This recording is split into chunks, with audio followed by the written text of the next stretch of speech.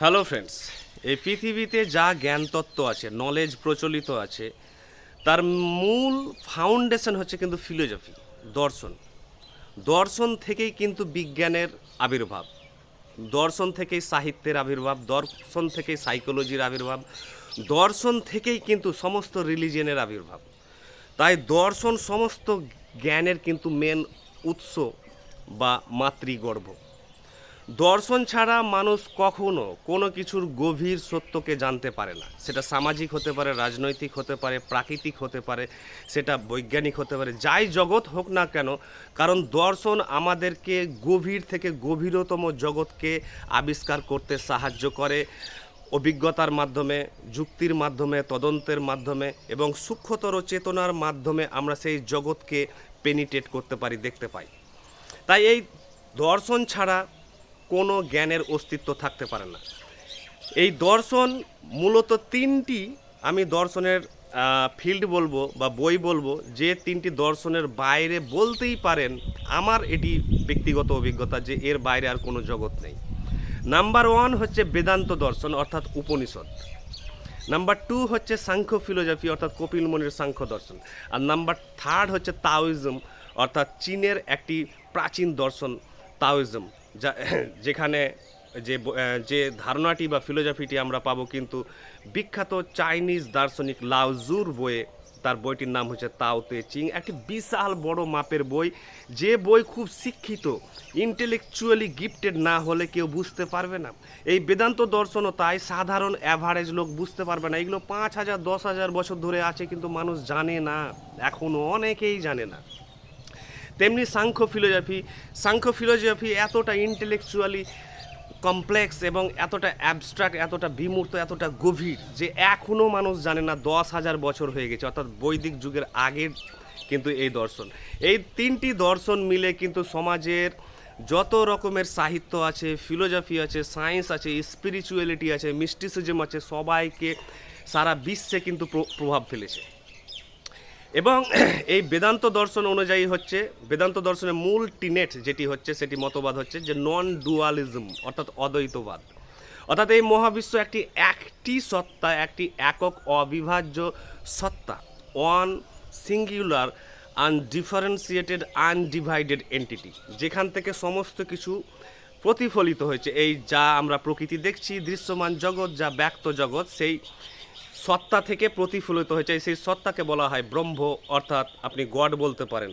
তাকে পুজো পার্বণ বা রিচুয়াল অনুষ্ঠান বা তাকে বিশ্বাস করে কিছু হয় না, তাকে আবিষ্কার করতে হয় গভীর ধ্যানে, মননে, নীরবতায়, আত্মসমীক্ষায়।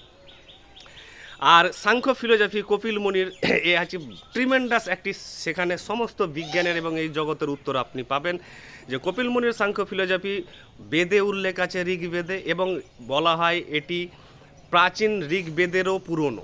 এতটাই পাওয়ারফুল ফিলোসফি। এবং বিজ্ঞানী হেগলেন সাংখ্য ফিলোসফির মাধ্যমে দেখিয়েছে যে এই মহাবিশ্ব কিভাবে উৎপত্তি হয়েছে, কিভাবে কাজ করছে।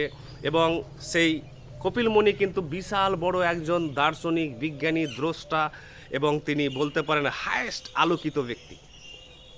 এই সাংখ্য ফিলোসফি অনুযায়ী এই মহাবিশ্বে দুটি গড আছে। সবাই চমকে যাবে যে গড দুটি, ইয়েস, গড দুটিই আছে। আমিও তাই বিশ্বাস করি। আমি আজকে আমার বিশ্বাস এখানে ব্যক্ত করছি যে বিশ্বাস তো আপনি যে কোনো ধর্মের রাখতেই পারেন, কিন্তু আপনার বিশ্বাস কতটা যৌক্তিকভাবে, দার্শনিকভাবে, বৈজ্ঞানিকভাবে, অভিজ্ঞতার মাধ্যমে গ্রহণযোগ্য, সেটি হচ্ছে মেন ব্যাপার।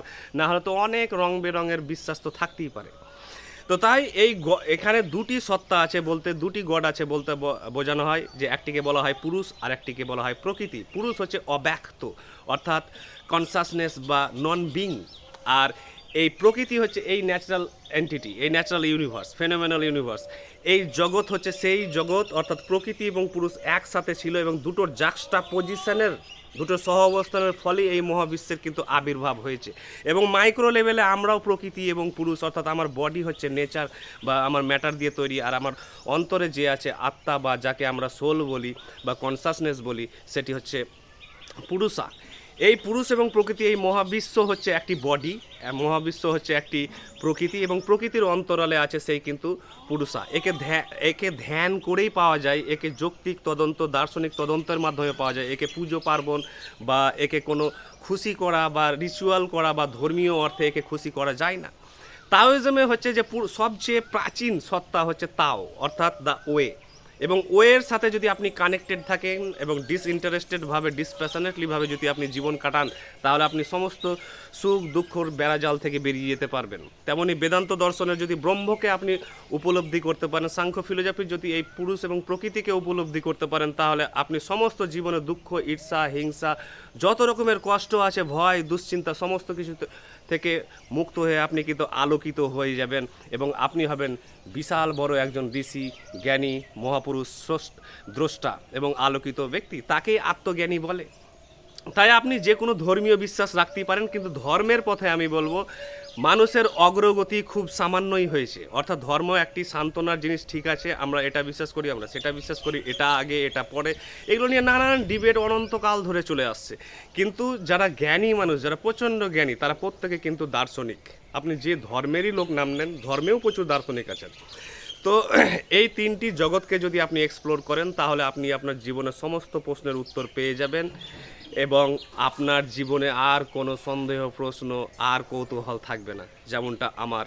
এবং এই তিনটি ফিলোসফি পৃথিবীতে বহু চিন্তাবিদ, লেখক, দার্শনিক, সাহিত্যিকদের জীবন কিন্তু বদলে দিয়েছে র্যাডিক্যালি। এবং তিনটি জগৎ ভেরি জটিল, কমপ্লেক্স এবং উচ্চমানের জগৎ, যার জন্যই বলতে পারেন যে সাধারণ মানুষরা এর খোঁজই পায়নি এখন পর্যন্ত। সাধারণ মানুষ সাধারণ বিশ্বাস অবিশ্বাসে নিয়েই কিন্তু ডিস্ট্র্যাক্টেড হয়ে থেকে গেছে। এই হচ্ছে ব্যাপার। Thank you.